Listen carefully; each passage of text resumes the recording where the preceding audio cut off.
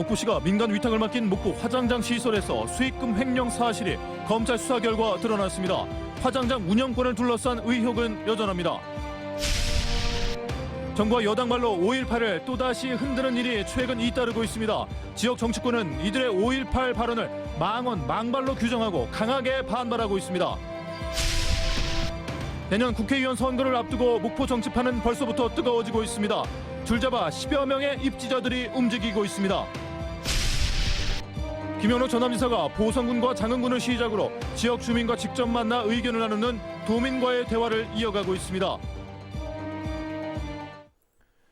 여러분 안녕하십니까? 목포 MBC 뉴스데스크입니다. 목포시가 지어서 민간에 위탁을 맡긴 화장장 시설 수익금이 목포시도 모르게 빠져나갔다는 의혹이 사실로 확인됐습니다. 검찰이 화장장 위탁 운영 업체 전 대표를 횡령 혐의로 재판에 넘겼는데 화장장 운영권을 둘러싼 의혹은 여전합니다. 박종호 기자입니다. 지난 2015년 문을 연 목포시 추모공원의 화장장 승화원입니다. 혈세 124억 원을 투입해 지었습니다. 목포시는 민간업체 H법인에 위탁을 맡겼고 이 법인은 또 다른 법인인 Y법인에 다시 위탁했습니다. 지난 2021년 6월 검찰은 화장장 위탁업체 수익금이 법인 임원들의 쌈짓돈이 된 의혹이 있다는 고발장을 접수하고 수사에 나섰습니다. Y법인 대표이사였던 최모 씨는 지난 2017년 법인 자금 6,500만 원을 자신의 계좌로 빼돌린 것이 확인됐습니다. 또 3년여 동안 모두 17차례에 걸쳐 모두 9억 5천만 원을 횡령한 것으로 검찰 수사 결과 드러났습니다.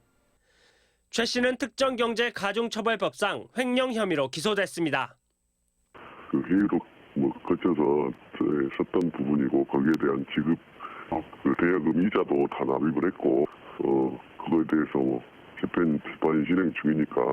검찰은 화장장 위탁업체 전 대표를 재판에 넘기고 18개월간 수사를 매듭지었지만 고발인은 수사가 불충분하다며 추가 고발을 검토하고 있습니다. 법인 돈 수억 원이 빠져나갔는데 거래 내역과 돈의 사용처에 대한 소명이 부족하다는 겁니다. 단 데다 막 투자했다고. 그 투자 회사가 무엇이며 어떻게 투자가 됐는지 또 개인 채무가 있다면 그 채무한테 돈이 정식으로 건너갔는지. 검찰은 법인 돈에 손댄 행위 자체만으로도 횡령 혐의가 적용된 판례를 언급하며 자세한 수사 상황에 대해서는 말을 아꼈습니다. 목포 화장장에서 불거진 횡령 혐의에 대한 재판부의 판단이 시작됐습니다. 하지만 화장장 위탁 운영 계약이 끝났던 업체가 검찰의 횡령 의혹 수사 속에 또다시 위탁 운영권을 받게 된 경우는 석연치 않습니다. 또 목포시에 연차별로 입금해야 했던 화장장 운영 수익 3억 원을 검찰 수사가 시작된 뒤에야 목포시에 한꺼번에 입금한 경위 등 목포 화장장 운영 전반에 대한 의혹은 계속되고 있습니다. MBC 뉴스 박종호입니다. 국민의힘 김재원 최고위원이 5.18 헌법 수록을 반대한 데 이어 윤석열 대통령이 임명한 김광동 진실화해 위원장이 북한 개입설을 말하는 등 정부 여당 발로 5.18을 흔드는 소식이 잇따르고 있습니다. 이 와중에 보수단체는 5.18 계엄군으로부터 빼앗은 무공훈장을 다시 되돌려주자는 서명운동을 벌이고 있는데요. 정부 여당 보수단체가 또다시 5.18을 흔들고 있습니다. 임지은 기자입니다. 서울지방보훈청 앞에서 고성이 퍼져 올립니다. 자유대한호국단이라는 이름의 단체는 최근 계엄군에게 수여됐다 취소된 훈장을 그들에게 다시 돌려주자는 서명운동을 벌이고 있습니다. 이들은 16,000명의 서명을 받아 지난주 국가보훈처에 진정을 냈습니다. 5.18 당시 진압을 했다는 이유로 계엄군의 서문이 취소되고 전사자에서 순직자로 예비명이 바뀌었습니다. 이제 계엄군의 명예를 회복해야 할 때입니다. 이뿐만이 아닙니다.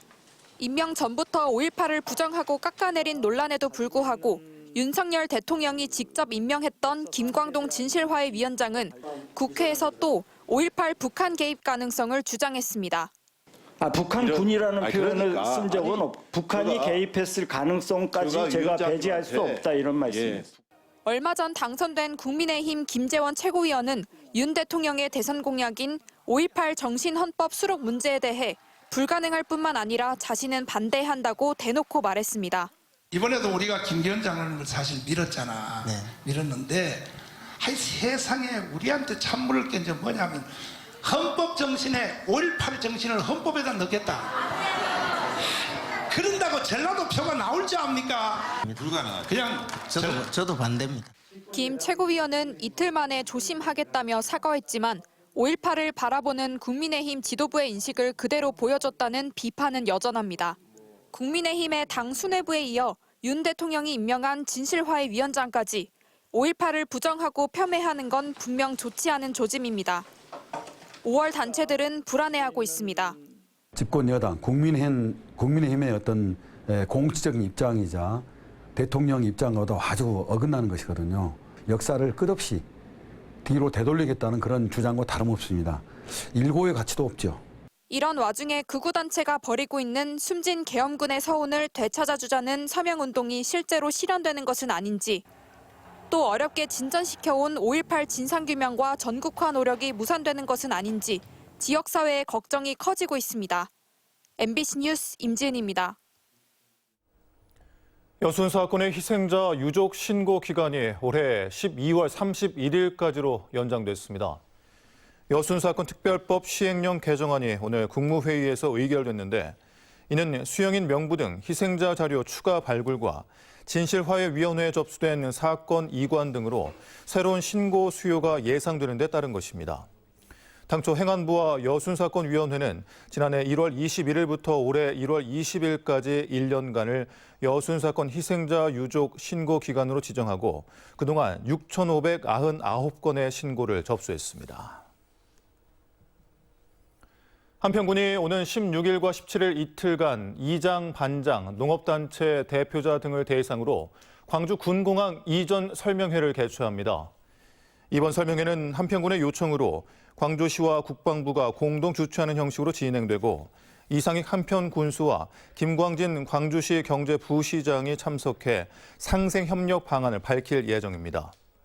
한평군은 이번 설명회를 계기로 예비 이전 후보지의 유치 의향서를 제출할 것으로 알려진 가운데 국방부가 작전성 검토 등 실제 후보지 선정 절차를 진행할지 여부에 관심이 모아지고 있습니다. 내년 22대 국회의원 선거를 앞두고 정치 1번지 목포의 정치판은 벌써부터 뜨거워지고 있습니다. 현역 국회의원이 재선에 도전하는 길에 줄잡아 10여 명의 입지자들이 채비하고 있습니다. 양현승 기자입니다. 목포 지역구를 쥐고 있는 민주당 김원희 국회의원이 순회 의정보고회를 시작했습니다. 그동안의 의정활동 결과 보고와 현안 사업 국비 확보 상황, 지역 현안을 해결한 성과, 목포의 미래 비전 제시로 주민들과의 접촉을 늘리고 있습니다. 6개 학교 총 800억을 제가 따봤는데 이거는 목포 예산하고 전혀 상관이 없습니다. 왜? 교육부 예산입니다. 국비로, 전액 국비로 하는 사업이어서 목포시 지방비가 하나도 안 들어가는 사업입니다. 기초의원과 광역의원 등 현역 지방 선출직들이 함께하며 현역 국회의원 프리미엄에 힘을 더했습니다. 일찌감치 표심 잡기에 나선 것, 총선을 겨냥한 입지자들의 행보와 무관하지 않다는 해석이 지배적입니다.